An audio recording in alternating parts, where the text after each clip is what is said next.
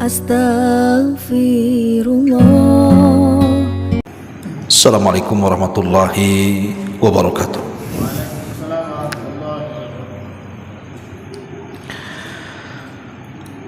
Alhamdulillah. Alhamdulillahilladzi hamdan katsiran tayyiban mubarakan fih kama yuhibbu rabbuna wa yarda. Asyhadu an la ilaha illallah wahdahu rabbi la syarika lah wa asyhadu anna Muhammadan abduhu wa rasuluhu alladzi la nabiyya ba'dah, amma ba'du. Masyaallah, syukran.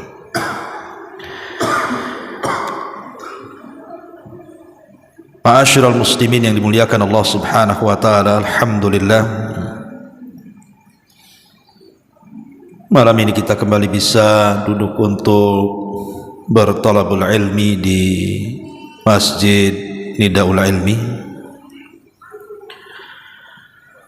dan pembahasan di malam hari ini kita akan menyingkap satu istighfar yang disebut dengan Sayyidul Istighfar, penghulunya istighfar.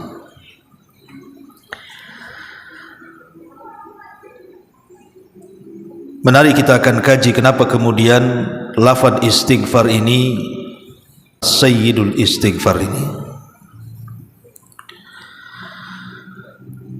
Ma'asyiral muslimin yang dimuliakan Allah Subhanahu wa taala,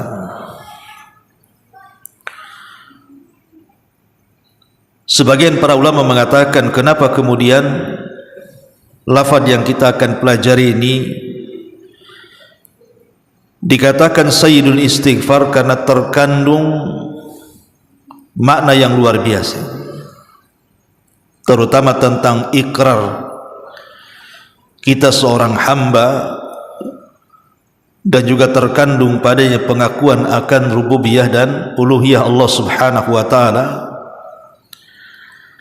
dan banyak lagi nanti kita akan kupas. Kita akan baca hadisnya, baru kita akan syarah keterangannya dari para ulama.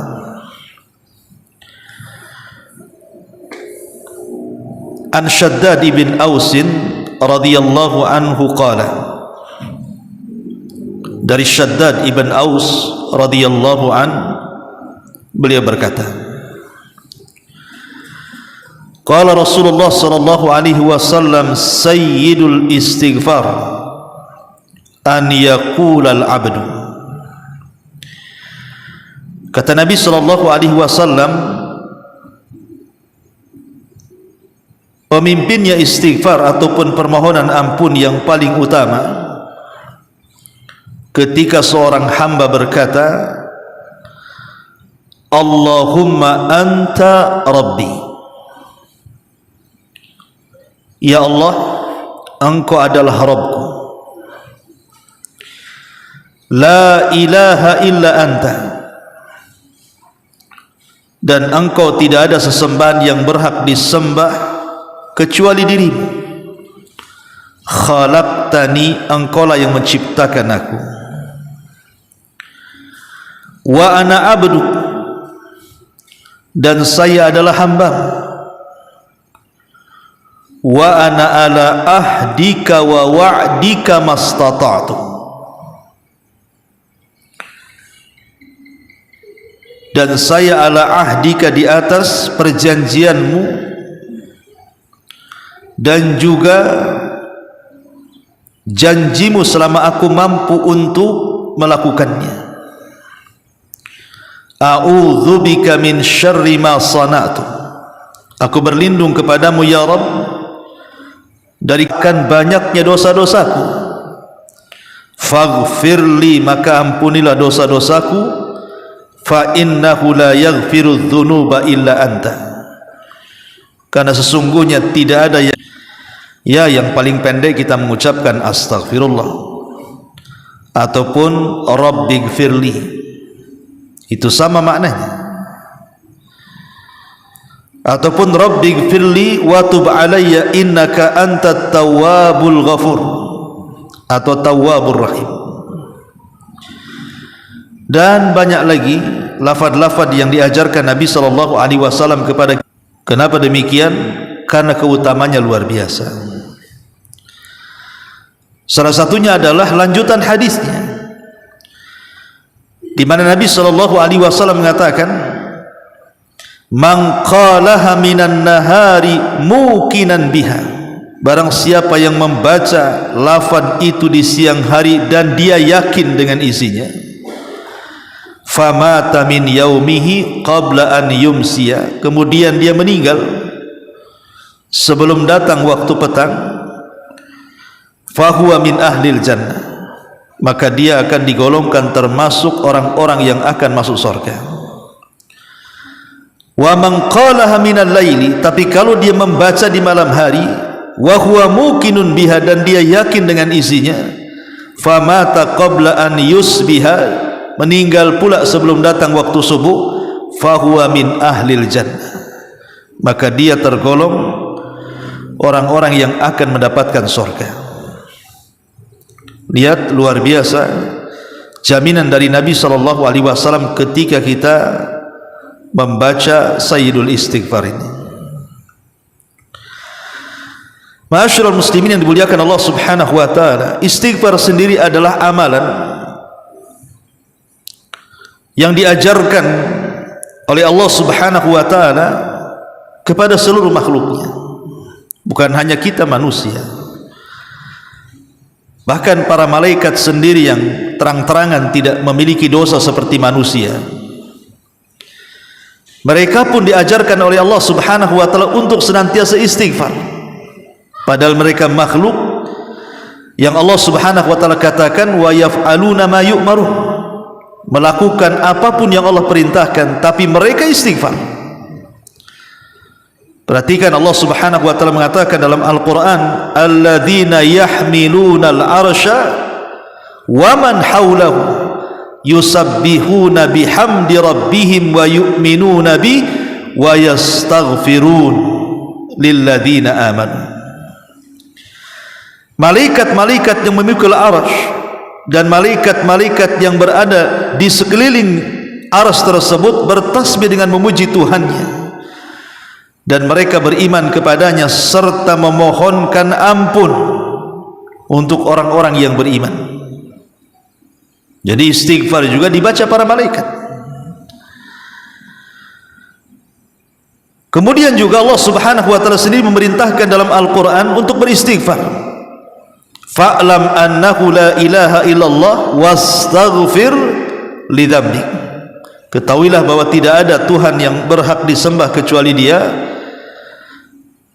dan mohonlah ampun kepada Allah atas dosa-dosa. Bahkan setiap hari dalam salat kita juga diajarkan agar kita terus beristighfar kepada Allah Subhanahu wa taala. Bagi antum yang salat wajib yang biasa membaca iftitah, Allahumma ba'id baini wa baina khataayaya kama ba'adta bainal masyriqi wal maghrib. Allahumma naqqini min khataayaya kama yunaqqas thawbul abyadu minad danas. Allahumma ghsilni min khataayaya bil ma'i wath thalji wal barad. Ini pun lafaz istighfar, karena intinya adalah memohon kepada Allah agar dosa-dosa kita diampuni. Ya Allah, jauhkanlah antara aku dan kesalahan-kesalahanku sebagaimana Engkau menjauhkan antara timur dan barat. Ya Allah, bersihkan aku dari kesalahan-kesalahanku sebagaimana baju putih dibersihkan dari kotoran. Ya Allah, sucikanlah aku dari kesalahan-kesalahanku dengan air, salju dan juga embun.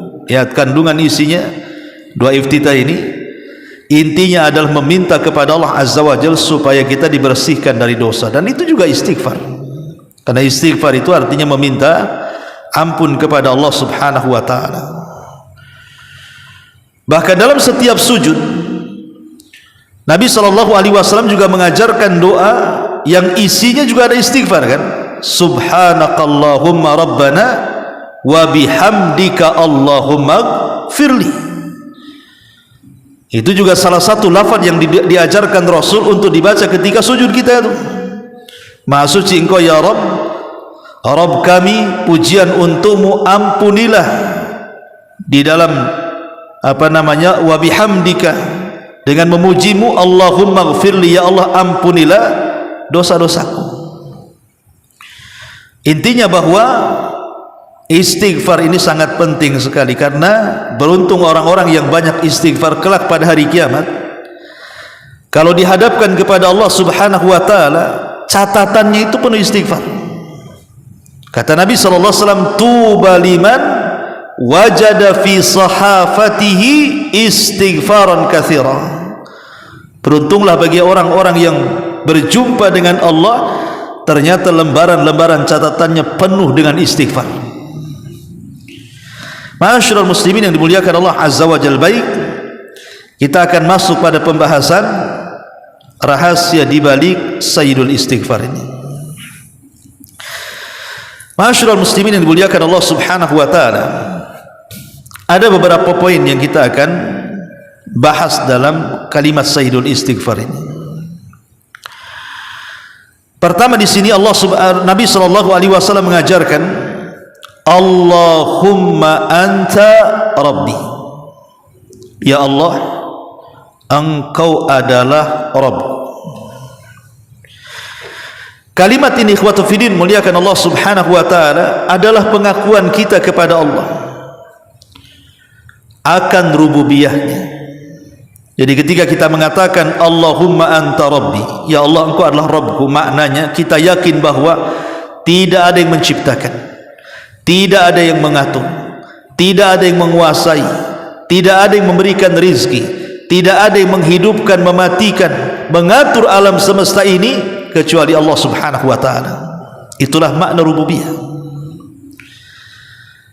Jadi makna rububiyah adalah betul-betul kita meyakini bahwa tidak ada yang menciptakan kecuali Allah, tidak ada yang mengatur kecuali Allah, tidak ada yang menguasai kecuali Allah, tidak ada yang menghidupkan dan mematikan kecuali Allah, tidak ada yang memberikan rezeki kecuali Allah, tidak ada yang mengelola alam semesta ini kecuali Allah Subhanahu wa taala.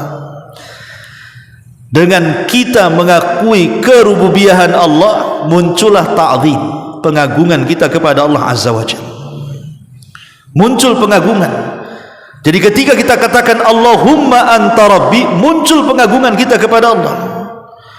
Karena alam semesta ini milik Allah Subhanahu wa taala, bahkan kita sendiri milik Allah Subhanahu wa taala.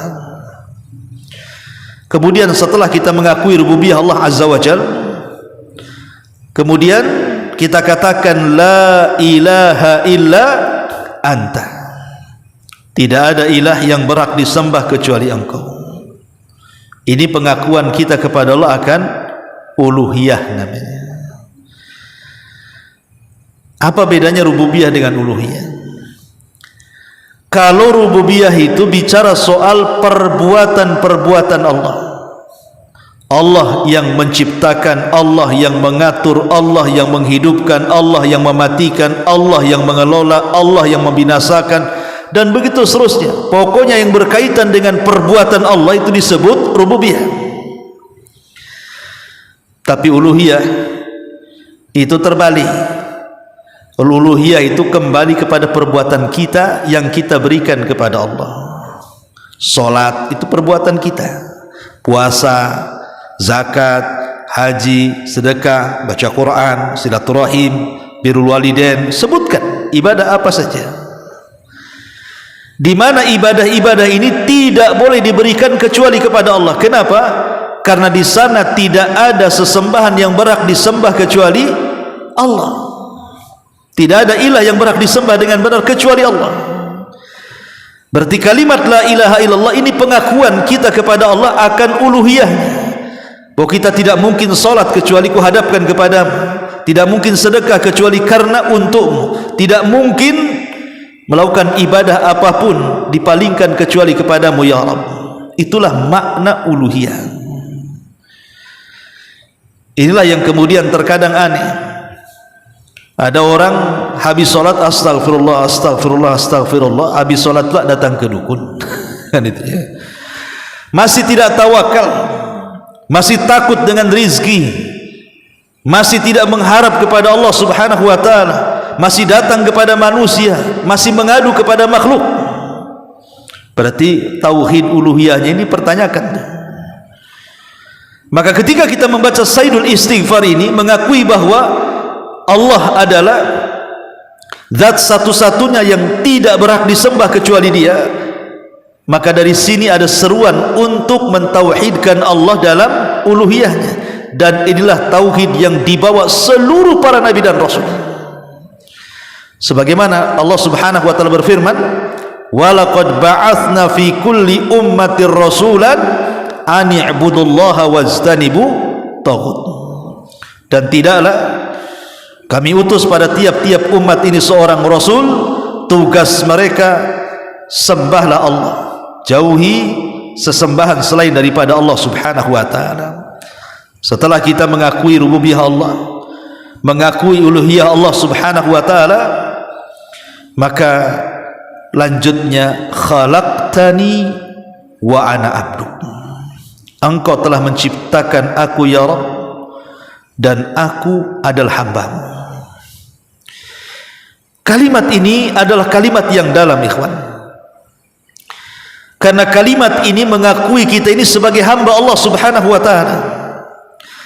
Kalau kalimat ini diterapkan dalam kehidupan kita, kita yakin Allah yang menciptakan kita, artinya kita sebagai hamba Allah Subhanahu wa taala, maka kita akan menggantungkan hanya kepada Allah. Karena di sana ada hadis Nabi sallallahu alaihi wasallam yang mengatakan, ta'isa abdu dinar wa ta'isa abdu ad-dirham wa ta'isa abdul khamisati wa ta'isa abdul khamilati. Apa kata Rasul? Celaka hamba-hamba dinar, celaka hamba-hamba dirham, celaka hamba-hamba khamisah dan khamilah, artinya hamba-hamba model baju, pakaian, dan begitu seterusnya. Kita lihat ikhwatu fiddin hari ini, orang-orang yang, jangan cerita orang kafir di luar Islam, cerita orang Islam saja. Orang-orang yang betul mengatakan wa ana ala wa ana abduka, dan saya adalah hamba-Mu ya Rabb, itu hanya di lisan saja. Karena kenyataannya coba di masyarakat kita, betapa banyak orang-orang yang kemudian menjadi hamba uang. Setiap hari dia mencari uang, gak pernah sholat. Kayaknya 1 jam pergi itu sudah rugi luar biasa tuh, gara-gara cari uang. Sebagian mereka ada hamba pakaian, pokoknya ada model apa saja dikejar dia. Dia nabung itu bukan untuk sedekah, untuk beli pakaian. Kadang-kadang sebagian mereka ada yang menyembah manusia, suami menyembah istri, istri pula menyembah suami. Seperti apa contohnya? Banyak di antara istri-istri itu, mereka siap melanggar perintah Allah Azza wa Jal atau mengerjakan larangan Allah Azza wa Jal karena ingin dicintai suaminya, ataupun sebaliknya. Nah, ini kan hamba manusia namanya. Belum lagi jangan cerita datang ke dukun, percaya kepada tangkal, kepada klinik, dan luar biasa kan. Contoh saja umpamanya orang dipecat dari perusahaan, itu takutnya luar biasa, takut kepada perusahaannya, kepada bosnya kan. Padahal di atas bos itu ada bos lagi, maksudnya Allah Subhanahu wa taala. Lah ketika kemudian dia lebih takut dipecat dibandingkan perintah Allah Subhanahu wa taala, umpamanya dia bekerja di perusahaan, di situ dilarang, tidak boleh melaksanakan salat 5 waktu, tidak boleh keluar salat Jumat umpamanya, kemudian diancam kalau masih melakukan dipecat. Kalau dia yakin dengan Sayyidul Istighfar dan mengatakan khalaqtani wa ana abdu, engkau yang menciptakanku, artinya kalau Allah yang menciptakan kita, artinya semua sudah dijamin Allah, semua sudah dijamin Allah. Wa ana ala khalaqtani wa ana abdu, dan saya adalah hamba. Dan orang yang berikrar seperti ini, pasti Allah Subhanahu wa taala akan menolongnya. Tapi ketika kemudian lafaz ini hanya dibaca saja, ya percuma sajalah. Maka ini sebenarnya kalimat ini sangat dalam, khalaqtani wa ana abdu, karena ini pengakuan kita bahwa kita adalah hamba Allah Subhanahu wa ta'ala. Kalau kita sholat ikhwan, posisi yang paling dekat kita dengan Allah itu kapan? Saat sujud. Itu posisi paling dekat kita dengan Allah, saat sujud itu. Dan itu berdasarkan sabda Nabi SAW, bahwa kedekatan hamba dengan Allah ketika sholat itu adalah waktu sujud. Makanya Nabi mengatakan apa? Fa'ammar ruku fa'adhimu fihi rabb, wa amma sujud fajtahidu fid du'a faqaminun alla yustajab lahu. Adapun posisi ruku, kata Rasul, besarkan Allah di situ. Adapun dalam posisi sujud, berdoalah sungguh-sungguh di situ. Karena doa saat sujud itu hampir-hampir tidak mungkin ditolak. Kenapa demikian? Bayangkan ikhwatu fiddin, dalam badan kita yang paling mulia dari kepala sampai kaki itu apa? Kepala. Kepala itulah anggota badan yang paling mulia. Makanya kalau orang ditempeleng ataupun disundul kepalanya, merasa terhina. Karena itu adalah kehormatan manusia. Bayangkan anggota badan yang kita muliakan dalam badan kita tiba-tiba diletakkan di tanah. Diletakkan di tanah, coba. Diletakkan di sajadah, diratakan dengan bumi. Kalau ini bukan bentuk penghinaan apa namanya? Tapi penghinaan seperti ini justru penghinaan mulia, karena kita menghinakan diri di hadapan Allah Subhanahu wa ta'ala. Itulah yang disebut dengan khalaqtani wa ana abdu. Mukaku di hadapanmu ya Rabb, walaupun harus sejajar dengan tanah. Ma'asyiral muslimin yang dimuliakan Allah Azza wa Jalla. Kemudian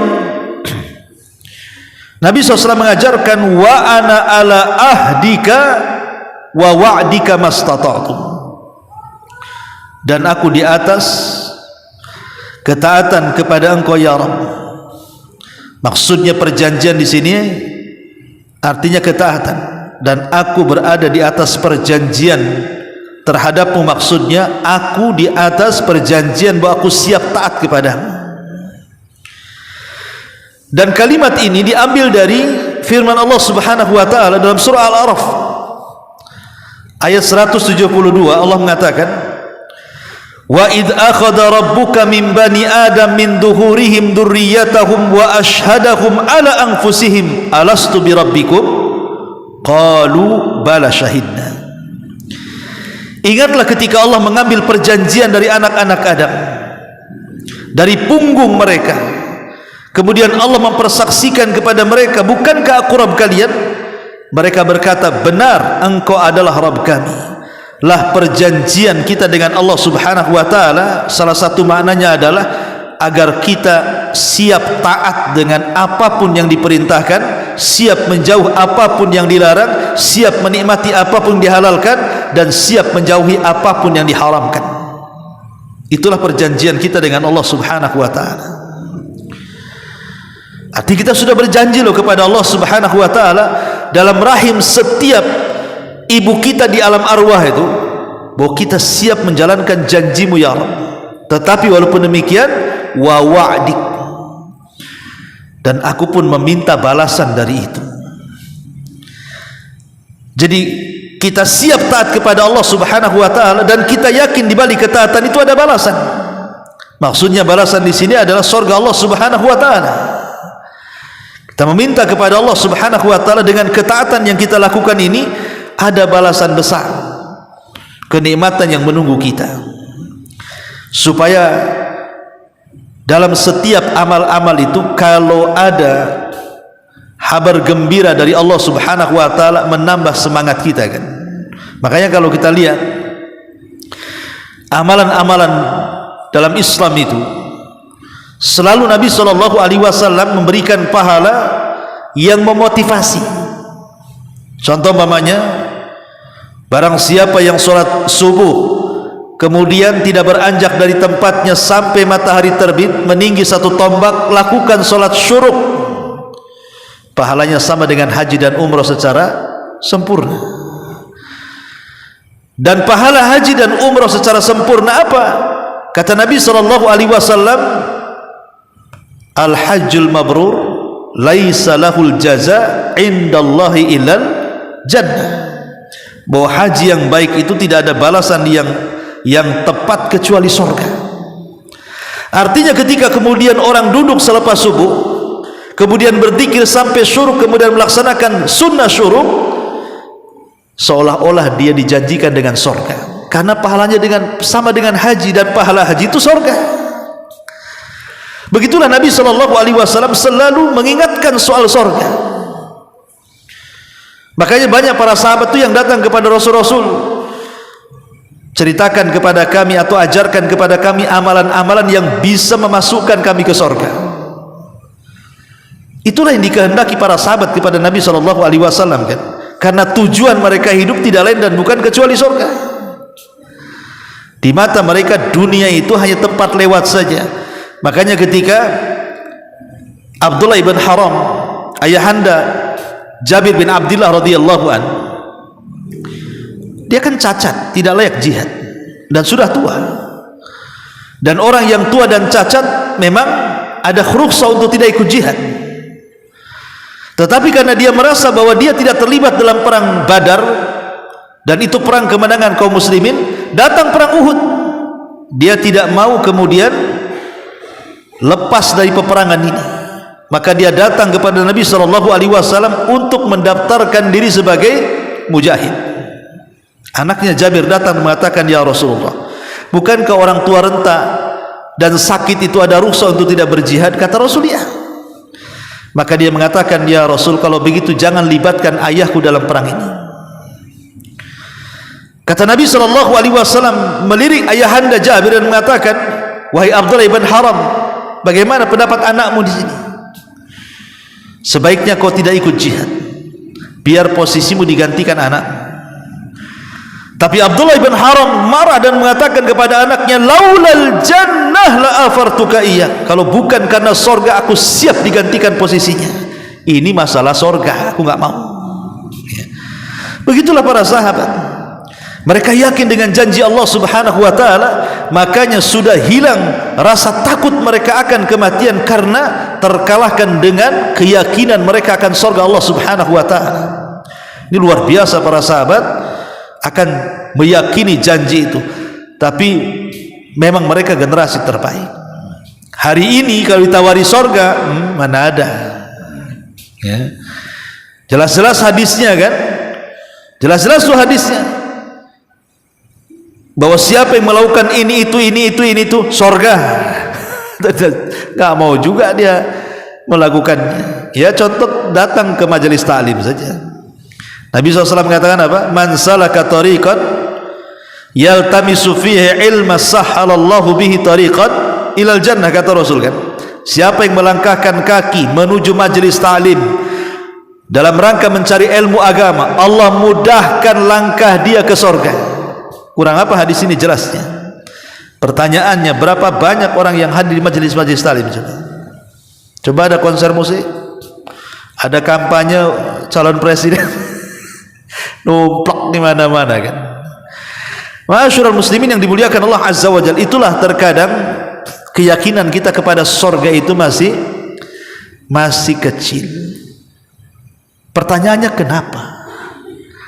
Ya, karena Allah Subhanahu wa ta'ala menyebut dunia lebih dulu dibandingkan akhirat. Itu jawabannya. Kenapa kita kurang yakin dengan akhirat? Karena setiap Al-Quran itu menyebutkan akhirat, selalunya didahulukan dunia. Seperti Allah mengatakan apa? Bal tu'thirunal hayatad dunya wal akhiratu khairu wa abqa. Bahkan kalian lebih mendahulukan kehidupan dunia dan akhirat itu, padahal akhirat itu lebih kekal dan lebih baik. Allah dahulukan dunia baru akhirat. Apa maknanya di sini? Maknanya gini, ikhwan. Kalau antum terlahir di sorga, kira-kira antum mau ke dunia? Seandainya antum lahir di sorga, kira-kira antum mau ke dunia enggak? Ya enggak mungkin. Di sorga itu mala ainun ra'at wala udhunun samiat wala khatara ala qalbi bashar. Kenikmatannya tidak bisa dilihat mata, didengar telinga, terlintas pun tidak. Saya yakin orang kalau lahir di sorga mustahil ingin ke dunia. Masalahnya kita lahir di dunia dan belum tahu sorga, hanya ceritanya saja. Kita kurang yakin dengan yang tidak nyata dan kita lebih yakin dengan yang nyata, itu masalahnya. Kita kurang yakin dengan perkara gaib, lebih yakin dengan perkara yang kasat mata. Nampak di dunia kan, ini nampak rumah, nampak kebun, nampak mobil, nampak perhiasan, nampak macam-macam kan. Surga kan cerita. Itu masalahnya. Karena kita ini terlahir di dunia, kemudian diceritakan surga, kayaknya surga dongeng saja tuh jadinya. Tapi bagi orang-orang yang yakin dengan surga, surga itu bukan dongeng, tapi sebuah kenyataan yang ada, yang pernah Bapak kita Adam alaihi salam pernah menempatinya. Kemudian Nabi SAW mengajarkan dalam Sayyidul Istighfar ini, a'udzu bika min syarri ma sana'tu. Aku berlindung kepadamu ya Rabb dari keburukan apa yang aku lakukan. Di sini apa? Ada i'tiraf bidzambi namanya, pengakuan dosa. Dan dalam tobat itu pengakuan dosa penting. Karena itu diantara salah satu sebab diterimanya tobat kita. Ketika Nabi Yunus alaihi salatu wassalam terperangkap dalam perut ikan, Nabi Yunus alaihi salatu wassalam diutus kepada kaum Nainawa yang ada di Irak. Dia berusaha mendakwai kaumnya, tetapi kaumnya menolak dakwahnya. Sampai akhirnya Nabi Yunus meninggalkan kaumnya sebelum ada izin dari Allah. Qadarullah, setelah Yunus meninggalkan kaumnya, kaumnya pula beriman. Yunus tidak tahu. Akhirnya kemudian sebagai ujian Allah Subhanahu wa taala, karena dia meninggalkan kaum, belum diperintahkan Allah, maka Nabi Yunus pun kemudian diuji oleh Allah Subhanahu wa taala, harus ditelan ikan. Bukan hanya ditelan ikan, dibawa pula ke dasar lautan, sehingga Yunus berada di 3 kegelapan. Gelap di perut ikan, gelap dasar lautan, gelap tengah malam pula. Harusnya Nabi Yunus meninggal dunia. Macam mana manusia tanpa oksigen dalam air bisa hidup kalau bukan karena pertolongan Allah? Makanya Allah Subhanahu wa taala menjelaskan bagaimana Nabi Yunus alaihi salatu wasallam menyesali akan dosa-dosanya dan mengatakan, la ilaha illa anta subhanaka inni kuntu minadh zalimin. Inni kuntu minadh zalimin. Ini i'tiraf bidzambi namanya. Maha suci Engkau ya Rabb, tidak ada sesembahan yang berhak disembah kecuali Engkau, sesungguhnya aku termasuk orang-orang zalim. Ini namanya i'tiraf, mengakui dosa. Dan kita harus mengakui dosa. Betapa banyak dalam kehidupan kita ini tidak mengakui dosa, itu masalahnya. Banyak dosa-dosa yang kita lakukan kita ingkari, dan itu tidak lain dan bukan, pertama karena kesombongan. Orang sombong itu akan sulit mengakui dosanya, kawan.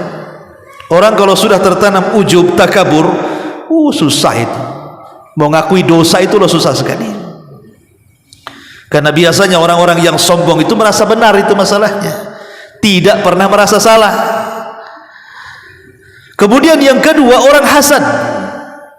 Orang hasad itu tidak akan mengakui dosanya, karena dia sibuk memikirkan dosa orang. Dosa sendiri tidak dipikirkan dia. Dia mikir orang lain tapi dirinya nggak terpikir tuh. Orang-orang hasad itu susah untuk mengakui dosa. Termasuk orang-orang yang susah mengakui dosa itu adalah orang-orang yang dalam hatinya penuh dengan kotoran dan tidak pernah dibersihkan. Kotoran maksiat. Karena kalau orang bermaksiat satu kali, kata Rasul, Allah letakkan titik hitam 1. Kalau 2, Allah letakkan titik hitam 2. Kalau ribuan maksiat dia lakukan, hilang tuh semua hatinya karena terkena titik hitam semuanya. Dan kalau sudah seperti itu akan jadi ron dan akan jadi keras. Orang yang keras hati susah mengakui dosa. Makanya di sini ada pengakuan, wa a'udzubika, aku berlindung kepadamu ya Rabb dari keburukan yang aku lakukan, dari dosa yang aku lakukan. Makanya dalam surah Al-Falaq Kita juga disuruh untuk berlindung dari apa? Dari keburukan makhluk yang Allah ciptakan. Di sini kita berlindung kepada Allah dari keburukan yang kita ciptakan.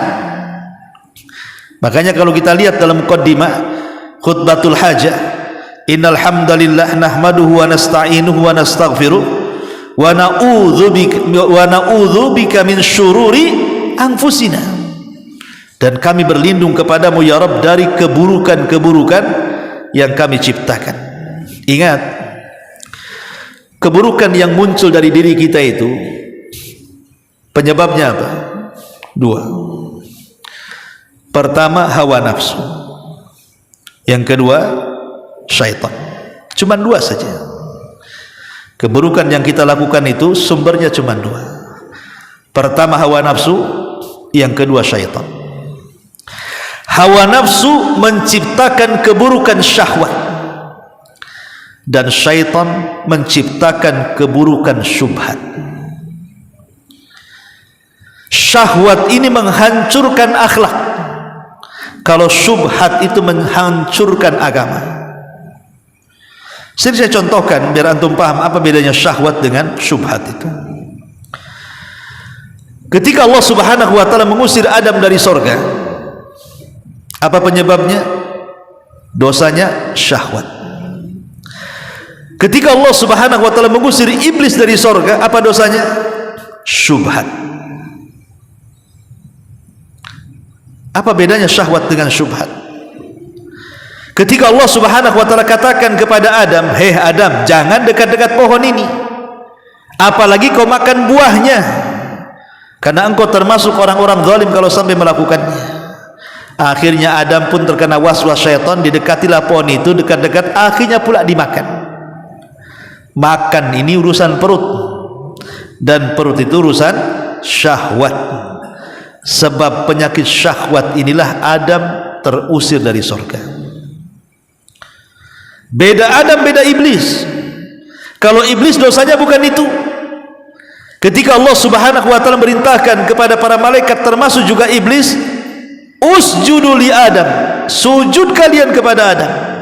Fasajadu, semua malaikat sujud illa iblis, kecuali iblis. Kenapa iblis tak sujud? Pada Allah yang perintahkan.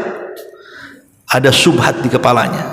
Apa kata iblis? Ya Rabb, ana khairun minhu, saya lebih baik daripada Adam.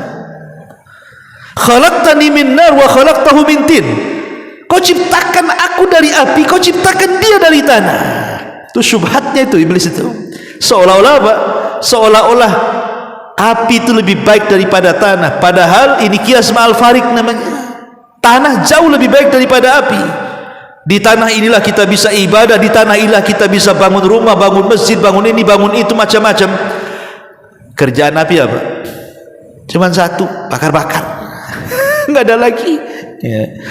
Itulah iblis, subhat di kepala dia. Jadi yang menjadikan orang melakukan keburukan itu karena dua dorongan. Pertama syahwat, yang kedua syubhat. Contoh, antum malam-malam enak tidur apa sholat malam? Enak tidur lah daripada sholat malam. Siapa yang menyuruh tidur dan siapa yang menyuruh sholat malam? Yang menyuruh tidur syahwat, yang menyuruh sholat malam wahyu. Wahyu terkalahkan dengan syahwat, ya sudahlah tidur saja, ngapain pula sholat. Ada dua tempat, satu konser musik, satu pengajian. Kaki ini bingung nih, enak ke konser atau enak ke pengajian? Enak ke konser lah pada pengajian. Siapa yang dorong? Syahwat, terkalahkan syahwatnya. Oke lah, jangan konser lah, pengajian kuliner lah. Dua aja. Ini istri ngajak makan nih, ini di masjid ada kajian nih. Makan apa kajian? Ngitung kancing pula. Makan kajian, makan kajian, makan pula terakhir. Coba ingat, syahwat kan di situ. Jadi syahwat ini yang kemudian dorong-dorong, akhirnya kemudian orang itu sudah tidak lagi mengenal wahyu. Memang begitu, orang bersedekah juga sama. Ini sedekah, masjid perlu, rumah pula perlu juga renovasi. Sama-sama renov nih. Ma'asyiral muslimin yang dimuliakan Allah Azza wa Jalla, la syahwat inilah yang kemudian merusak akhlak. Orang bisa berzina karena syahwat, orang minum khamar karena syahwat, orang judi karena syahwat, orang gibah, kenikmatan gibah berjam-jam itu karena syahwat dia. Orang berdusta karena syahwat, sumpah palsu karena syahwat. Ma'asyiral muslimin, ataupun karena syubhat, dirusak agama kita. Makanya di sini kita berlindung kepada Allah Subhanahu wa taala, a'udzubika min syarri ma sana'tu. Aku berlindung kepadamu ya Rabb dari keburukan yang aku lakukan, baik bersumber dari syahwat ataupun dari syubhat. Ma'asyiral muslimin yang dimuliakan Allah Azza wa Jalla. Kemudian kata Nabi SAW, abu'u laka bi ni'matika alayya. Aku mengakui kepadamu ya Rabb akan nikmat-nikmat yang Kau anugerahkan kepada aku. I'tiraf dengan nikmat, mengakui bahwa semua nikmat yang ada pada diri kita itu semua datang dari Allah, karena ada di antara manusia yang tidak mengakui nikmat itu milik Allah, seperti Qarun dan turunan-turunan Qarun sampai hari ini. Apa kata Qarun? Innama utituhu min ilmin indi. Semua kekayaanku, kata Qarun, ini datang dan terkumpul karena kecerdasanku, katanya. Dia tidak menasabkan nikmat itu kepada Allah, dinasabkan pula kenikmatan itu kepada kecerdasan dia. Ya wajar saya kaya, saya kan cerdas. Wajar saya kaya, saya kan kuliah. Wajar kaya, saya kan menteri. Wajar kaya, saya kan bos, dan begitu seterusnya. Ma'asyiral muslimin yang dimuliakan Allah Subhanahu wa taala, ketika kemudian orang tidak menasabkan nikmat itu kepada Allah Subhanahu wa taala, ingat, la in syakartum la azidannakum wa la in kafartum inna adzabi lasyadid. Kalau kalian syukur ku tambah, kalau kalian kufur siap-siap saja dihilangkan seperti Qarun. Maka kalimat abu'u laka bi ni'matika alayya, aku mengakui kepada engkau akan nikmat-nikmatmu kepada aku, ini sama dengan ucapan Nabi Allah Sulaiman alaihi salatu wassalam, hadza min fadli rabbi. Ini semua karunia dari Allah Subhanahu wa taala. Ingat, semua nikmat itu karunia. Allah berikan kita kecerdasan, itu karunia. Kalau Allah tidak hendak memberikan kecerdasan, tetap bego sampai kiamat kita. Allah yang kasih. Ketika Allah Subhanahu wa taala berikan kekayaan, itu semua karunia Allah. Kalau Allah tidak berikan karunia, tetap dia miskin sampai kiamat. Apalagi sebutkan kenikmatan-kenikmatan itu semua datang dari Allah Subhanahu wa taala. Maka katakan seperti Sulaiman mengatakan, hadza min fadli rabbi. Ini semua karunia Allah. Supaya kita tidak sombong. Karena yang menjadikan penyebab kesombongan itu ketika merasa nikmat itu dia yang kelola, dia yang punya, dan tidak menasabkan kepada Allah. Abu'u laka bi ni'matika alayya. Kemudian Nabi SAW melanjutkan sabdanya, wa abu'u bi dzambi faghfirli, dan aku mengakui dosa-dosaku ya Rabb, maka ampunilah dosaku. Harus diakui dengan dosa kita, karena setiap manusia itu ikhwan pasti melakukan dosa, kan? Apa kata Nabi? Kullu bani Adam khatta'un wa khairul khatta'ina tawwabun. Setiap anak Adam itu pasti melakukan kesalahan, dan sebaik-baik orang yang melakukan kesalahan itu segera bertobat. Itu yang harus dilakukan seorang hamba. Jangan pernah menumpuk-numpuk dosa. Makanya kata para ulama, kalau kita melakukan dosa, hari ini kita melakukan dosa, maka hari ini juga kalau bisa kita bertobat kepada Allah. Walaupun besok umpamanya melakukan dosa yang sama, maka minta lagi ampun kepada Allah. Jangan pernah menumpuk-numpuk dosa, gitu maksudnya. Hari ini tadi kita berghibah, menggibah tetangga kita, langsung tobat. Walaupun besok menggibah lagi, tobat lagi, gitu maksudnya. Jadi kalau bisa dosa itu jangan ditumpuk, karena yang namanya kematian itu tidak pernah mengenal tobat kita. Betapa banyak orang-orang yang kemudian bertobat itu saat sakaratul maut, seperti Fir'aun. Dia mengatakan amantu bima amanat bi Banu Israel, aku beriman dengan apa yang dimani Bani Israel. Manfaat tobatnya? Tidak, karena Rasul mengatakan innallaha yaqbalu taubata abdin ma lam yughargir. Allah itu menerima tobatnya hamba sebelum nyawa di kerongkongan, atau dalam riwayat sebelum matahari terbit dari arah barat. Jadi kalau ada kesempatan untuk bertobat, kenapa tidak bertobat? Nabi SAW saja dalam sehari itu 70 sampai 100 kali mengatakan astagfirullah, astagfirullah, astagfirullah, astagfirullah. Kalau kita malas kemudian mengucapkan astagfirullah, astagfirullah sampai 100.000 kali dalam sehari, cukup membaca sayyidul istighfar 1 kali di pagi hari dan 1 kali di sore hari, kan ada solusinya. Dan ini sebaik-baik istighfar, abu'u bi dzambi faghfirli, dan aku mengakui dosa-dosaku ya Allah, maka ampunilah dosaku. Di zaman Bani Israel ada orang jahat, dia membunuh 99 nyawa. Dan orang yang membunuh itu di zaman kita aja, kalau ada tetangga kita bunuh orang, kan kita katakan sadis sekali, apalagi sampai dimutilasi korbannya. Sadis sekali mungkin kita katakan seperti itu. Yang dibunuh orang ini bukan 1 orang, 2 orang, 99 jiwa dia bantai. Tetapi akhirnya hidayah menyapa dirinya, dia mengakui dosanya, dia ingin tobat. Dia datang kepada seorang abid tapi jahil, kepada seorang ahli ibadah, tapi dia tidak paham ilmu. Dia coba bertanya, ada enggak orang sepertiku yang sudah membunuh 99 jiwa ini? Pintu tobat.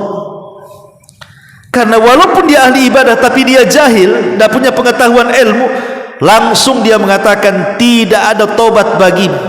Orang sepertimu tidak layak masuk surga karena engkau sudah membawa dosa pembunuhan 99 jiwa.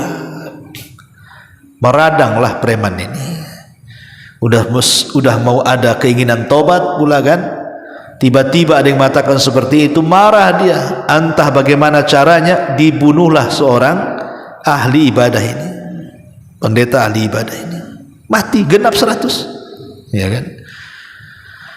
Tetapi kemudian karena dia makin menyesal lagi, yang tadinya dosa 99 nambah nih jadi 100 dosanya, pembunuhannya. Tapi dia terus mengakui dosanya dan ingin bertobat.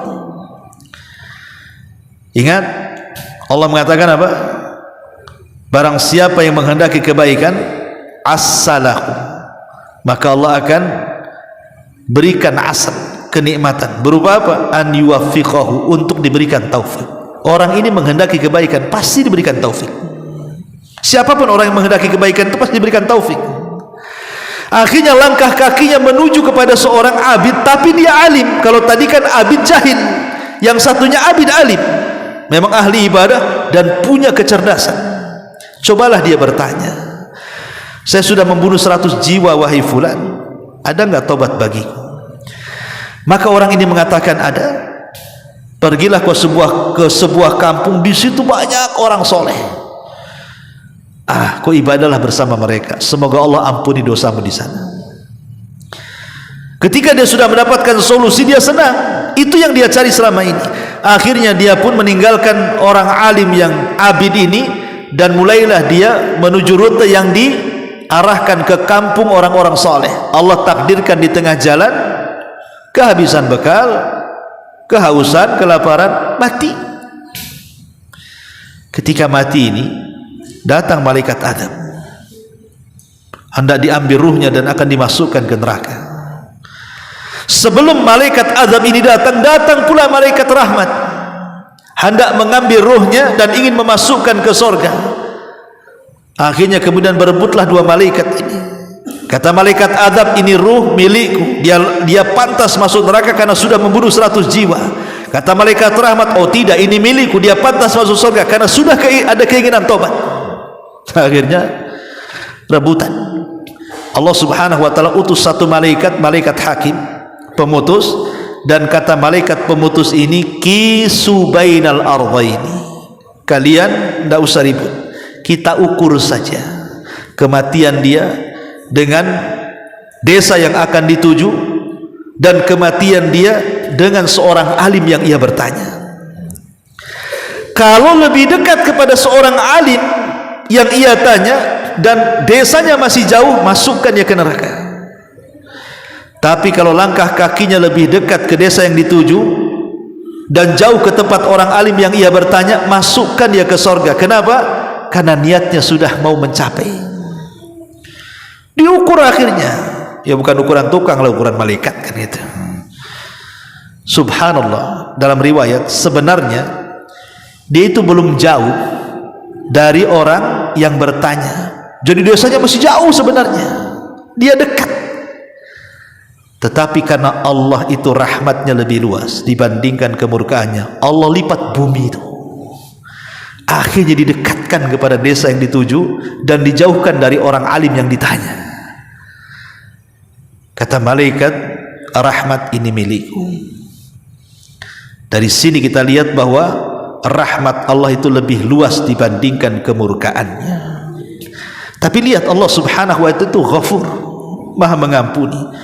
Sebanyak apapun dosa yang kita lakukan, walaupun sudah 100 jiwa, hatta kesyirikan sekalipun, kalau seandainya mengakui dosa dan meminta kepada Allah, faghfirli, ya Allah ampuni dosa-dosaku, maka pasti Allah subhanahu wa ta'ala akan mengampuninya. Karena nanti pada hari kiamat, ikhwatu fiddin, orang-orang yang mendapatkan hisab yang mudah, kan hisab itu ada dua, ada hisab yang mudah, ada hisab yang sulit. Tanda-tanda hisab yang mudah itu, dia tidak ada bantah berbantah dengan Allah. Allah hanya bertanya, disuruh mengakui saja. Jadi kalau Allah subhanahu wa ta'ala katakan, ata'rifu dzamba kadza, ata'rifu dzamba kadza, betul dalam catatanmu engkau melakukan dosa ini, dosa itu, dosa ini, dosa itu, dosa ini, dosa itu. Hamba ini hanya mengatakan, iya ya Rabb, aku melakukannya. Iya ya Rabb, aku melakukannya. Iya ya Rabb. Dia hanya menjawab iya saja. Enggak ada perdebatan. Itu ciri-ciri orang ini hisabnya mudah. Kalau ditanya, bukankah engkau melakukan dosa zina? Bukankah engkau sudah melakukan dosa judi? Bukankah engkau sudah melakukan dosa ghibah? Bukankah iya saja. Maka Allah subhanahu wa ta'ala mengatakan, satartuha 'alaika fid dunya wa ana aghfiru halakal yaum. Karena engkau mengakui dosa-dosamu dulu di dunia, sudah kututup dosamu. Sekarang di akhirat ku ampuni dosa-dosamu. Tapi kalau orang yang hisabnya sulit, bantah dia. Dulu kau nyolong? Enggak ya Rabb, kapan aku nyolong? Gitu ya. Dulu korupsi? Mana ada? Ya. Dulu kau berzina? Enggak. Ya. Dulu kamu judi? Enggak, mana ada? Nah, ini kalau sudah kayak gini nih, tanda-tanda hisab sulit nih. Kenapa? Nanti didatangkan saksi. Ya. Saksi ini macam-macam. Kulit kita jadi saksi. Coba bayangkan, mulut pula terkunci, tangan pula bicara. Belum lagi bumi, yauma idzin tuhadditsu akhbaraha, ikut pula jadi saksi. Malaikat jadi saksi, semua jadi saksi. Mau lari kemana tuh? Mau minta lawyer? Yang di sidang ini lawyernya. Mau gimana? Ya. Ma'asyiral muslimin yang dimuliakan Allah subhanahu wa ta'ala, jadi mengakui dosa ini harus di hadapan Allah subhanahu wa ta'ala. Wa abu'u bi dzambi faghfirli. Kemudian fa innahu la yaghfiru dzunuba illa anta. Karena tidak ada yang mengampuni dosa-dosa kecuali Engkau ya Rabb. Jadi betul-betul kita serahkan ampunan ini kepada Allah subhanahu wa ta'ala. Maka dengan berakhirnya kalimat fa innahu la yaghfiru dzunuba illa anta, inilah diantara lafaz sayyidul istighfar. Kalau boleh saya ringkas, dalam sayyidul istighfar ini ada 9 perkara penting. Pertama, ikrar hanya bagi Allah semata, uluhiyah, ubudiyah dan rububiyah Allah. Yang kedua, pengakuan sesungguhnya Allah adalah Khalik, sang pencipta. Yang ketiga, pengakuan akan perjanjian yang Allah telah mengikatnya kepada kita. Yang keempat, pengharapan terhadap janji Allah. Yang kelima, memohon perlindungan dari kejahatan yang dilakukan hamba terhadap dirinya. Yang keenam, disandarkannya segala nikmat kepada yang memberikannya, maksudnya Allah. Yang ketujuh, disandarkannya segala dosa kepada dirinya, maksudnya diri hambanya. Dan kedelapan, dia sangat mengharap akan ampunan Allah. Dan yang kesembilan, pengakuan hamba sesungguhnya tidak ada yang dapat mengampuni dosa melainkan Allah subhanahu wa ta'ala. Itulah inti kandungan daripada Sayyidul Istighfar. Wallahu a'lam bishawab. Ini yang bisa saya sampaikan, mudah-mudahan ada manfaatnya. Subhanakallahumma bihamdika asyhadu an la ilaha illa anta astaghfiruka wa atubu ilaik. Allahu ta'ala alam. Assalamualaikum warahmatullahi wabarakatuh.